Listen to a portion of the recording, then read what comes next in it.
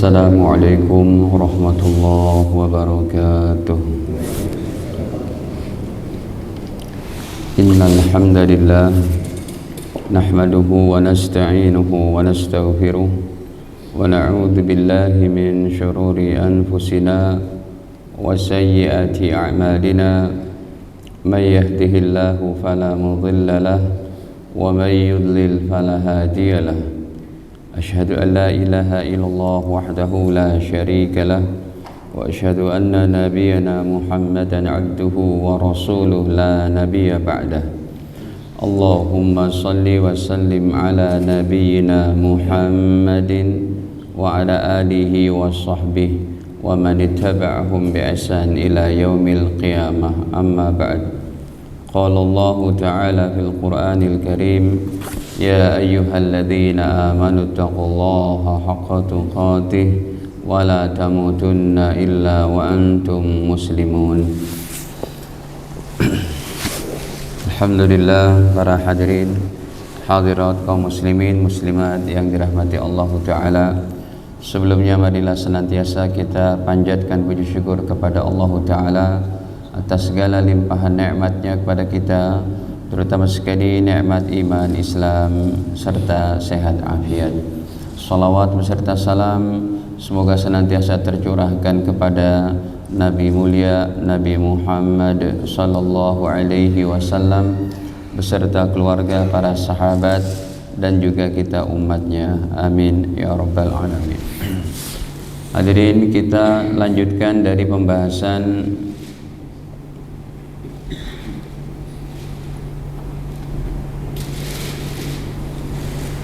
yaitu dosa besar yang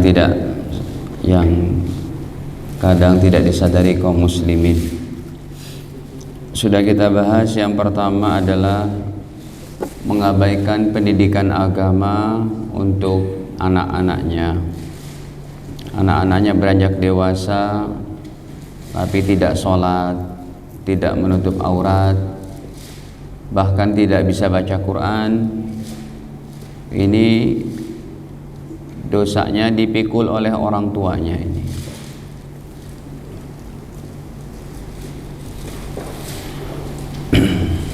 Maka kalau orang tuanya masih hidup masih bisa diusahakan, tapi kalau sudah meninggal dosanya setiap hari mengalir kepada ayah ibunya. Orang tua yang tidak mengajarkan agama, tidak mendidik dengan didikan agama, ketika anak-anaknya sudah beranjak dewasa, sudah menikah, dan mereka tidak sholat, itu yang mengalir kepada kuburan kedua orang tuanya dosa-dosa aja itu. Tidak sholat subuh, zuhur, sampai isya. Kalau orang tua sudah meninggal, ngalir dosanya ke orang tuanya. Itu istilahnya disebut dosa jariyah.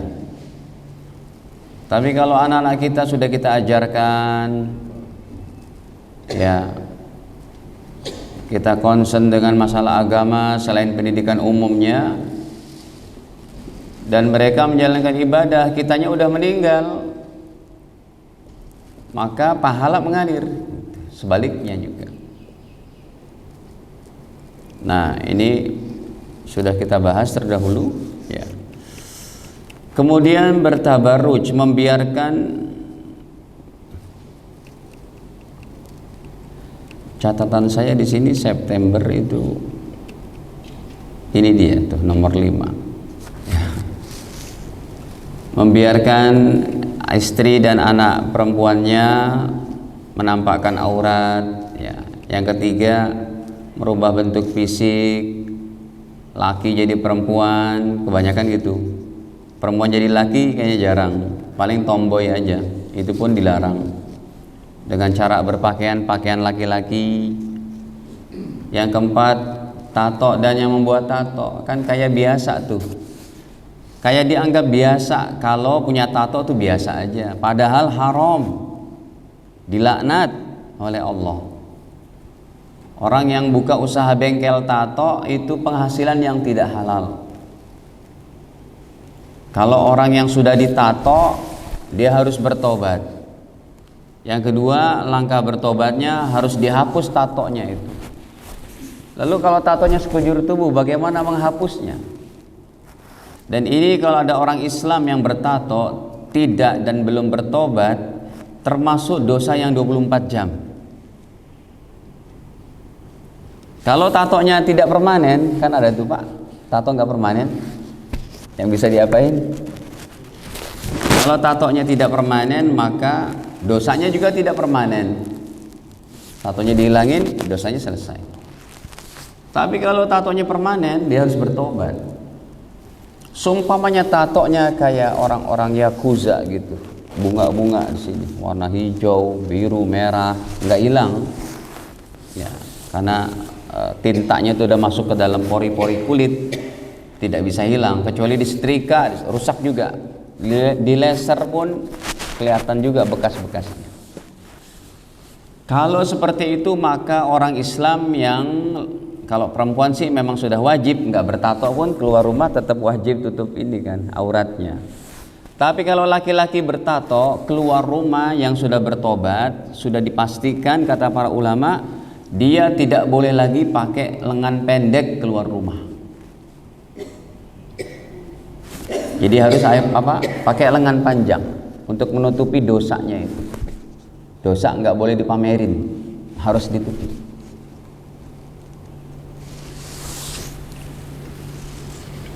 Saya pernah umroh bawa anak buahnya Pak Iwan Bule, mantan Kapolda, ya, mantan ketua PSSI itu. Ada berapa orang anak buahnya, cerdas-cerdas, pinter-pinter, para lawyer, para ini gitu, anak-anak ya usia 40-an begitu. Salah satunya memang nggak kelihatan dia bertato, ternyata punggungnya ini semuanya bertato. Pas kita lagi pakai ihram, saya bilang, "Bang, maaf bang, saya baru tahu kalau Anda bertato." "Iya Ustaz." "Gimana nih Ustaz?" "Oke, abang wajib bertobat, kalau emang ada caranya dihapus, wajib dihapus. Wudunya sah nggak? Mandi junubnya sah, tetap sah. Kemudian gimana maksudnya? Ketika kita mau tawaf, jamaah yang lain kan nggak ada tato. Nah itu sunnah kan begini, pakai kain ihram, diselipkan di ketiak sebelah kanan pas kita mau tawaf, gitu kan? Ini kan kelihatan kan? Tatonya kelihatan di sini tuh. Saya bilang untuk abang khusus yang bertato ini sudah tidak boleh pakai kain ihramnya diginiin, tapi ditutup semuanya, rapat-rapat. Kenapa Ustadz? Kan sunnah Ustadz. Betul. Pakai kain ihram laki-laki begitu sunnah, tapi menutupi dosa hukumnya wajib. Ya udah, berangkat. Alhamdulillah orangnya sekarang rajin sholat, rajin ngaji. Tadinya pada nggak sholat, pada nggak ngaji. Ya. Termasuk salah satu anak buahnya jadi bupati Kebumen sekarang. Itu anak buahnya Pak Iwan Bule yang akrab, selalu umroh sama kita. Baik. Jadi tato dan membuat tato itu haram ya. Wanita menyerupai laki-laki sudah. Kita masuk nomor 6. Kita masuk nomor 6-nya sekarang. Ini nomor 5, 17 September. Nomor 6,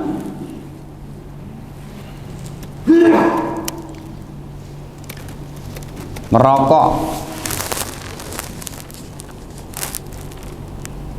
Merokok itu hukumnya haram dan dosa besar. Dari segi apa? Merusak kesehatan. Berarti zolim kepada diri kita, sekalipun secara perlahan-lahan. Dan ini sudah pasti dari segi medis kedokteran modern, sekali isep rokok berapa racun Pak? Kan gitu. Yang kedua, memubazirkan harta. Ya. Yang ketiga, ini pekerjaan orang-orang fasik.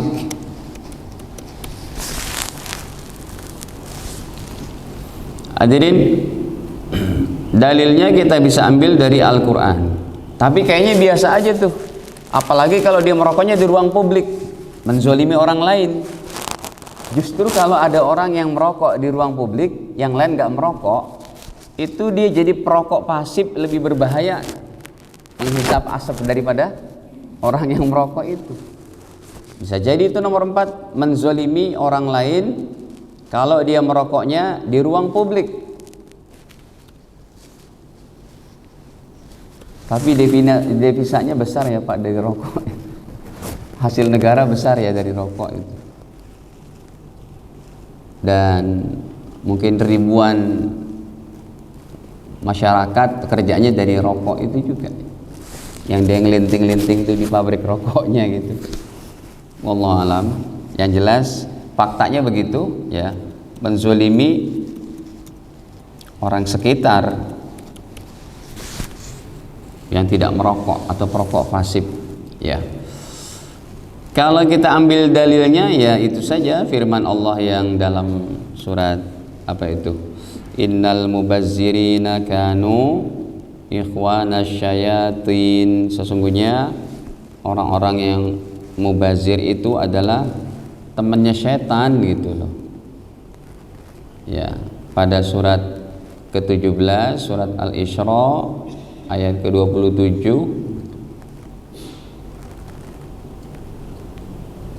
Kalau temannya setan masa nggak berdosa sih?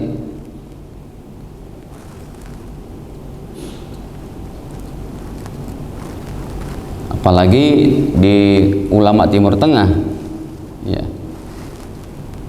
Ulama Timur Tengah sudah nggak ada ini lagi, hukumnya haram sudah. Innal mubadzirina surat Al-Isra ayat ke-27. Innal mubadzirina kanu ikhwanasy syayatin. Sesungguhnya orang-orang yang mau membazirkan harta itu adalah ikhwanasy syayatin, teman-temannya syaitan. Wa kana syaitanu li rabbih kafura. Dan sungguhnya syaitan kepada Tuhannya adalah sangat kufur. Kalau mau tuh jangan jadi teman syaitan, tapi teman orang-orang soleh, ya, ditemani malaikat. Jadi bisa dipastikan tuh kalau orang merokok nggak dideketin malaikat rahmat gitu loh.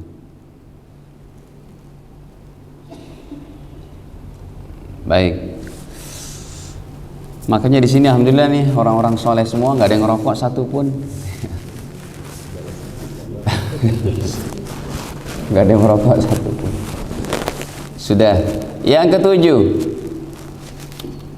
Ini dosa besar yang kadang tidak disadari oleh kaum muslimin gitu judulnya kan. Yang ke-7 adalah laki-laki pakai emas. Kalau yang pakainya Bang Hotman Paris ya nggak apa-apa, dia kan non muslim. Cangkang berliannya itu kan sambil begini-gini gitu. Emas berapa karat gitu, 24 karat, yang berliannya harganya miliaran gitu kan, ya dia terlepas dari hukum. Jadi gini Pak Ustadz, kita banyak banget sih peraturannya dalam Islam. Oh iya, kita sebutkan sejak kita mau tidur, masuk WC, masuk Ka'bah, masuk parlemen, semuanya ada aturannya. Jadi gimana Ustaz kalau kita mau bebas? Kalau mau bebas dari aturan Allah ini satu aja syaratnya. Apa Bapak Ibu? Naudzubillah. Murtad. Jadi orang kafir udah selesai. Ya. Hidupmu sudah nggak ada peraturan dari Allah. Makanya Al-Quran segitu banyak, Al-Hadis segitu banyak peraturannya, semua untuk kita. Bapak Ibu jangankan masalah besar-besar, toilet Anda, WC Anda di rumah, nggak boleh Anda menggunakan toilet semau-maunya, bangun toilet semau-maunya, ya, di dalam toiletnya menghadap kiblat atau membelakang kiblat, nggak boleh. Betul? Mau masuk toilet punya kita, langkahkan kaki kanan, mana boleh, haram. Haruslah kaki apa? Kiri. Baca doa nggak? Masya Allah. Allahumma inni a'udzubik minal khubus wal khaba'is. Nggak bebas kita, ada peraturan. Emang Bapak Ibu, Ustadz ini makanan saya kok, ya, dagingnya, nasinya semua milik saya, udah bebas aja tangan kiri. Oh tidak boleh, haram makan pakai tangan kiri. Jadi laki-laki pakai perhiasan emas ini haram, kalau perempuan boleh. Siksaannya berat. Laki-laki yang pakai emas nanti di akhirat akan dikalungkan dengan api dari neraka, dari di mana dia letakkan emasnya itu. Padahal kalau laki-laki punya emas boleh disimpan, ditabung itu ya. Tapi kalau dipakai hanya untuk perempuan saja. Ini kayak biasa gitu. Sekalipun emasnya emas putih. Padahal gini perbandingannya Bapak Ibu. Emas itu 1 gramnya katakanlah 900.000 sampai 1 juta. 1 gram. Dipakai sama laki-laki muslim jadi cincin tipis gitu. Pakai haram. Cuma harga 1 juta. Tapi bapak-bapak sekalian, ya, Anda punya batu cincin. Cangkangnya terbuat dari perak. Halal. Rasulullah memakai cincin cangkang ini, cangkang namanya Pak yang ini? Ya. Apa? Frame. Ya, ininya frame-nya terbuat dari perak. Boleh. Perak cuma 30 ribuan, 40 ribuan. Kemudian batunya ini Anda beli yang harga 3 miliar. Berlian sekian karat. Yang 1 juta cincin Anda pakai tidak boleh, tapi berlian yang sampai 3 miliar Anda masukin dengan cangkang daripada peraknya itu atau besi kayak gini, itu halal. Karena memang tidak diharamkan pakai berlian. Karena berlian yang harganya 3 miliar dengan berlian yang sama bentuknya harganya cuma 20.000 beli di Rawabening, Jatinegara, itu nggak beda. Bisa dibedakan kecuali dengan pakai apa? Alat. Nanti alatnya nyala tuh. Kalau ini berlian asli, kalau ini cuma 20 ribuan begitu. Nah, ini sudah jadi hukum baku. Kita buka hadisnya. Kata Nabi sallallahu alaihi wasallam bahwa ya,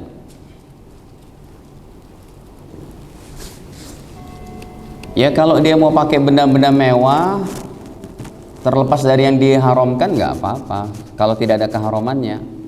Contohnya apa Pak? Laki-laki yang bendanya mewah, yang outfitnya itu mewah yang dia pakai, ikat pinggang atau jam Richard Mille itu, atau jam Patek Philippe itu kan bisa berapa miliar harganya, halal. Ada juga Rolex tuh yang berapa miliar gitu kan.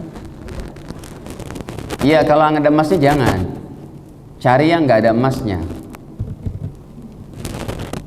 ya, yaitu masih dihalalkan. Nah, hadirin, di sini Nabi bersabda bahwa hurrima libasul harir, diharamkan memakai sutra, wazahabi, dan juga emas, ala dzukuri ummati, kepada laki-laki umatku, kata Nabi. Wa uhilla li inasihim, dan halal untuk wanita-wanita muslimahnya. Ya. Tapi kalau sutra ini jaranglah kita lihat. Cuma emas tuh kadang kita lihat ada orang Islam pakai emas, tidak boleh. Baik, yang ke-8,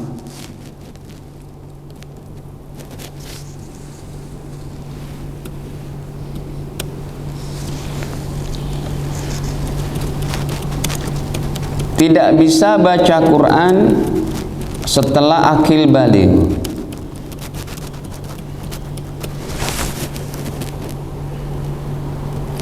Ini kayak biasa gitu.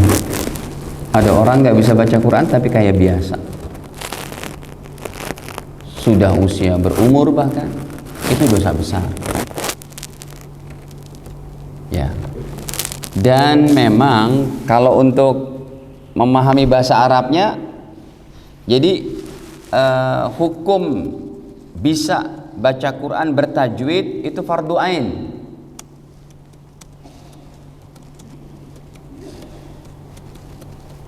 Ini fardu ain, kepada individu kita wajib. Tapi hukum bisa bahasa Arab ini fardu kifayah.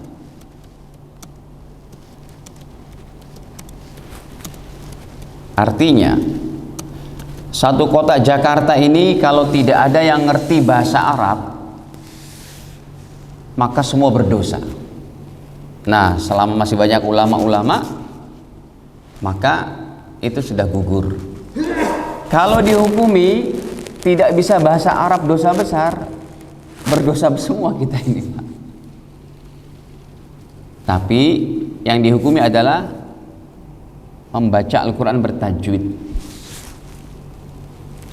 Ini kita buka dalilnya riwayat Imam Ibnu Abi Syaibah, nomornya sampai 30.054 dalam kitab Imam Ibnu Abi Syaibah. Ini saya tampilkan dulu, saya klik dulu ya. Cukup apa itu hadisnya cukup menyeramkan, bahwa ada ancaman. Kan kita tahu tuh dalam hadis Imam Ahmad, innas siyama wal qur'ana yashfa'ani, sesungguhnya puasa, Al-Quran bisa berikan apa? Pertolongan, ya kan? Sering itu kita dengar di bulan Ramadan, puasa bisa berikan syafaat pertolongan, apalagi Quran bisa berikan syafaat pertolongan. Tapi kalau kita ada orang Islam nggak bisa baca Quran, justru kebalikannya, Quran tidak memberikan syafaat, tapi justru mendorong dia, menjerumuskan dia masuk ke dalam api neraka. Ini yang disebut dosa besarnya. Coba kita lihat 30.054. Nabi bersabda, Al-Quran syafi' musyaffa'. Al-Quran bisa memberikan syafaat, musyaffa', diterima syafaatnya oleh Allah.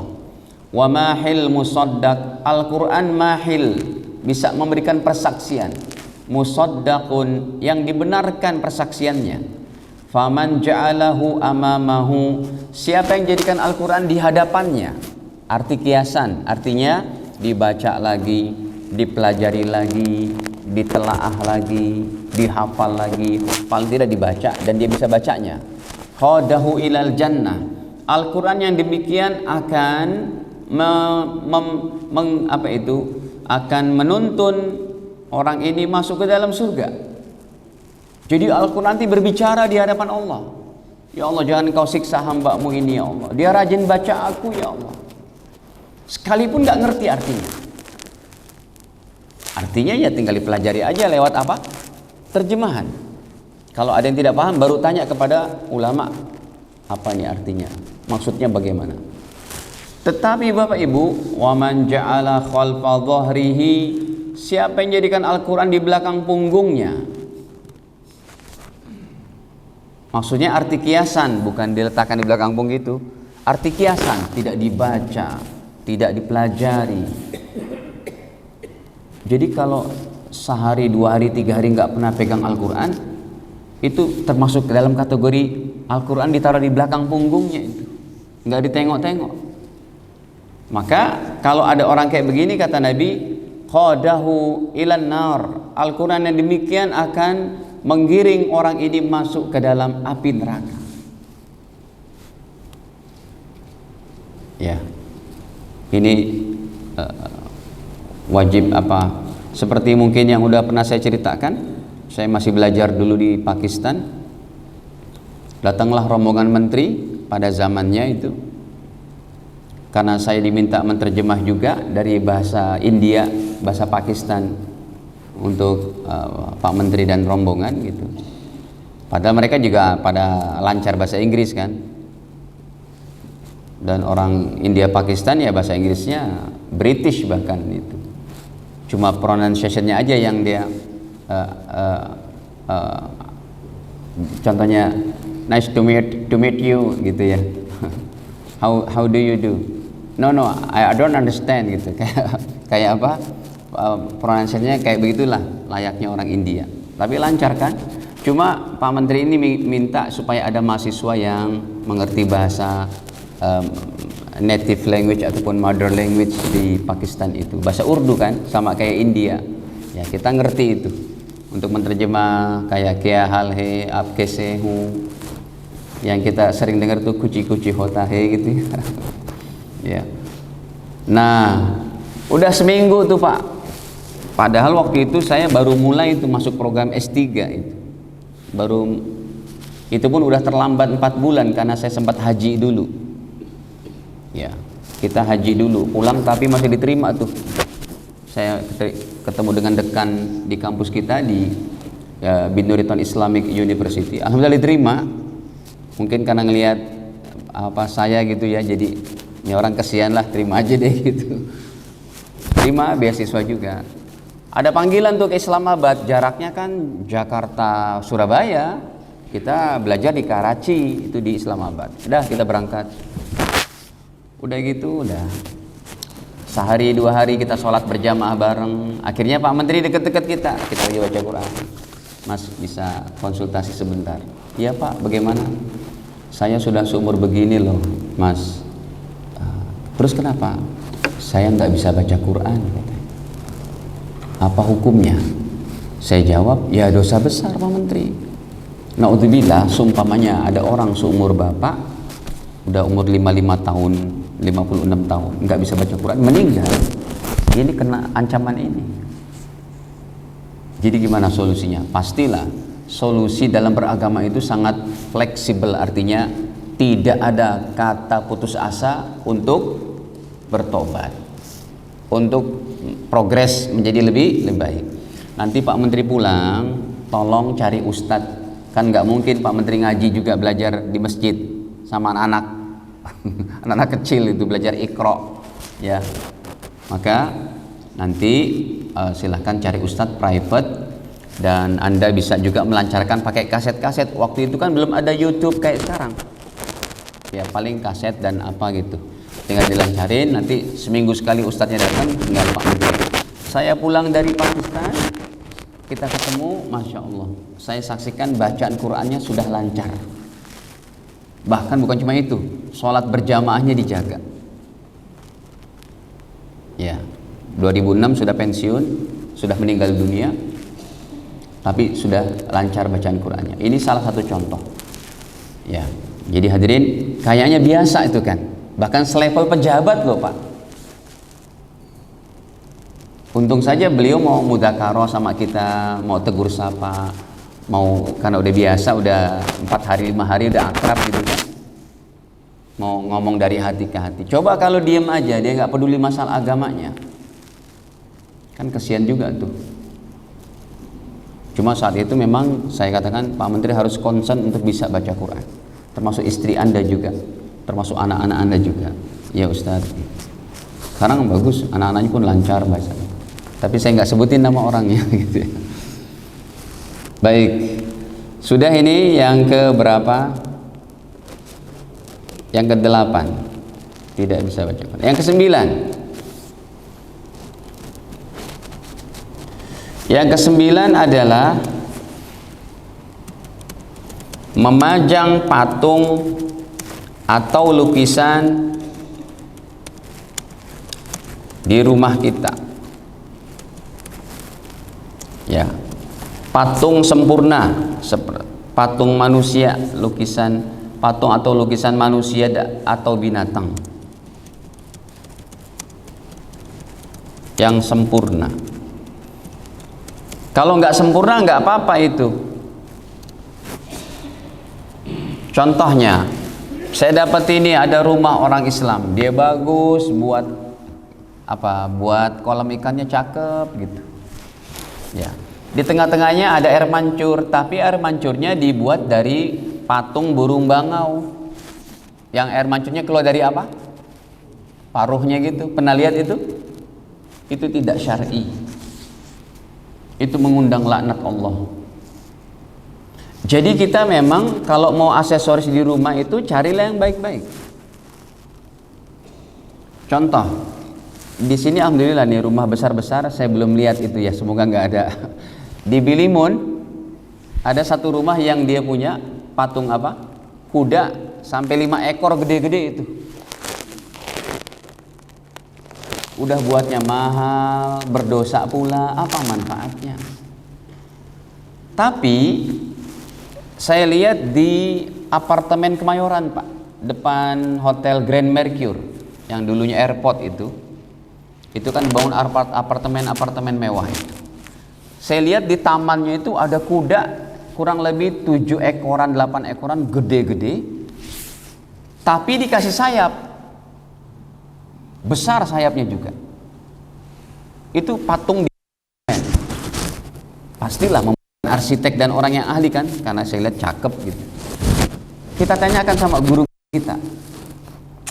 Tadinya saya pesimis melihat ini kan patung gitu. Saya tanya sama ulama-ulama, nggak boleh sembarangan juga tuh. Saya bilang, Kiai, ini gimana masalah ini? Patungnya besar-besar tapi ada sayap, boleh? Karena tidak ada namanya kuda bersayap di dunia ini. Gitu. Saya bilang, ini yang pinter arsiteknya atau siapa? Gitu. Jadi kalau patungnya pakai sayap, kudanya itu tidak haram, karena memang tidak ada itu di dunia. Ada lagi yang dia buat patung tapi kakinya nggak ada, patung kuda, tengah-tengahnya dibobok ya, jadi tempat duduk. Ini kuda, ini buntutnya, tengah-tengah, boleh, asal jangan sempurna.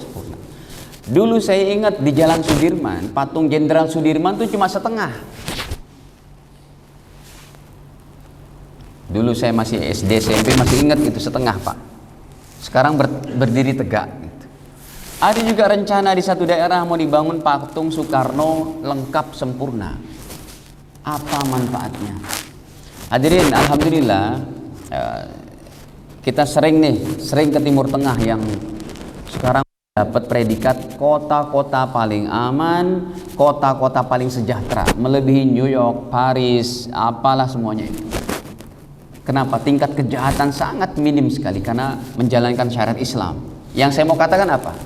Saya ke Jeddah, saya ke Qatar, ke Dubai, apalagi di UAE, Dubai itu, Pak, semewah gitunya, sampai restoran ada yang di atas awan, yang pakai apa tuh?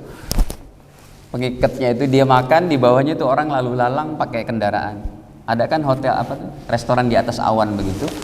Itu semewah itu Dubai dengan tower khalifahnya. Kita keliling-keliling Dubai, nggak ada satupun di tengah kotaknya di Qatar, di Riyadh, namanya aksesoris kota itu pakai patung, nggak ada sama sekali. Kalau di Amerika itu kita kerja di sana penghasilan berapa katakanlah 5.000 US dolar, tapi kan pajaknya 37%.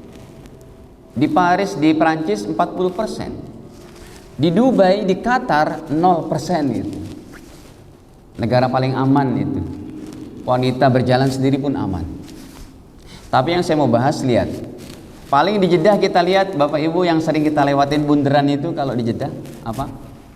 Sepeda Nabi Adam konon katanya. Padahal sih bukan, cuma orang-orang yang bilang ini sepeda Nabi Adam. Hiasannya gitu aja. Atau di Dubai kita lihat, dibuat kendi besar, bertuliskan La ilaha illallah Muhammadur Rasulullah. Kendi bukan manusia dan binatang, syar'i.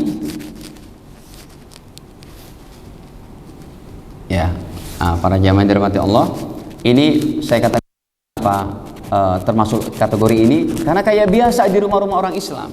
Anda pergi ke Thailand untuk traveling, pulang ke rumah bawa aksesoris gajah-gajahan dari pernik-pernik dibuat dari apa, keramik indah banget gitu ya, gedenya cuma segini gitu, ditaruh di atas bupet, itu tidak boleh. Tapi Anda pulang umroh, pulang haji, bawa boneka-bonekaan onta yang bisa nyanyi ontaknya, ya Toiba, ya Toiba, Anda kasih kepada cucu Anda, halal. Karena anak-anak kita boleh main boneka dan patung kalau masih kecil. Kalau udah besar, kasih ke tetangga yang ada anak kecilnya itu. Anak kita, aku belikan itu dong, umurnya baru 4 tahun. Boneka Barbie lengkap dengan rambutnya yang pirang, dengan ini. Kita belikan anak kita, boleh. Yang laki-laki yang minta dibelikan apa? Spiderman, Batman, boleh. Yang nggak boleh itu yang main boneka Barbie itu bapak ibunya itu nggak boleh. Jadi kalau untuk anak kecil boleh. gambar-gambar, kartun untuk pelajaran, atau keperluan untuk pengobatan kayak anatomi para dokter, dibuatkan patungnya itu. Patung sempurna ya, di sini ada jantung ininya untuk anatomi tubuhnya. Boleh. Nah, karena kan kepala ada organ-organ juga, jadi harus lengkap itu buat patungnya. Nanti urat syarafnya begini, otaknya begini kan gitu. Tapi kalau Anda sebagai pedagang di Tanah Abang yang memerlukan etalase patung, usahakan jangan sempurna. Baik itu cuma setengah badan ya, ke atas boleh, ataupun palanya dihilangin. Itu jadinya bagus, berkah insya Allah. Dan teman-teman kita pedagang di Tanah Abang yang udah ngaji kayak begitu, emang etalasenya nggak sempurna. Mungkin setengah badan, itu kan bisa bongkar pasang kan, setengah badan, atau palanya dihilangin. Gitu. Ini lihat dalilnya. Hadirin, dalam hadis Sahih Bukhari, Nabi bersabda, ya saya katakan tadi memang berat kalau untuk lukisan dan patung ini. Ya, kata Nabi, inna asyaddan nas adaban yaumal qiyamah al musawwirun. Sesungguhnya, udah isyarah. Sesungguhnya orang yang paling keras siksaannya pada hari kiamat siapa? Al musawwirun, orang-orang yang membuat patung, yang membuat lukisan, dan para penikmatnya. Al musawwirun. Gitu. Ya. Jadi hadirin para jamaah dirahmati Allah, ini diantaranya daripada dosa besar yang kadang tidak disadari oleh kaum muslimin. Untuk poin-poin selanjutnya masih ada, dan pada sesi ketiga saja. Sebelum kita akhiri, ada yang tanyakan dulu? Iya, silakan. Nah, foto para ulama mayoritas bersepakat tidak apa-apa, karena dia bukan hasil rekayasa tangan kita. Foto adalah buatan alat fotografi itu. Kiasan analogi dalilnya gimana? Kalau foto dilarang, pasti Rasulullah tidak akan mengajarkan kita baca doa bercermin. Karena pas Rasul bercermin, memang tampaknya wajahnya dari situ pantulannya. Diajarkanlah oleh Nabi hadisnya, Allahumma kama ahsanta khalqi fahassin khuluqi. Jadi kalau foto boleh, yang dilarang foto itu foto telanjang. Foto telanjang dipajang di rumah atau di medsos, itu haram semuanya. Ya. Anak kita di wisuda nih, atau anak kita udah ada yang meninggal atau apa, supaya menjadi kenangannya. Atau gini deh, kita ziarah ke rumah ulama-ulama kita dan habaib. Banyak gak fotonya di ruangan tamunya itu banyak rata-rata. Ini Habib Al-Attosh, ini Habib Ali, Habib Aseka, pulan. Ini mu'alim kayak Haji Buya Saifuddin Amsir, ini kayak Haji Abdullah Syafi'i. Banyak itu, boleh insyaallah. Ada lagi? Cukup? Ini saja hadirin, dan sudah masuk waktu isyraq. Semoga Allah Subhanahu wa taala senantiasa membimbing kita dalam menjalani kehidupan ini untuk senantiasa mendapat ridha Allah taala. Kita akhiri dengan kafar majlis. Subhanakallahumma bihamdik, asyhadu an la ilaha illa anta astaghfiruka wa atubu ilaik. Wassalamualaikum warahmatullahi wabarakatuh.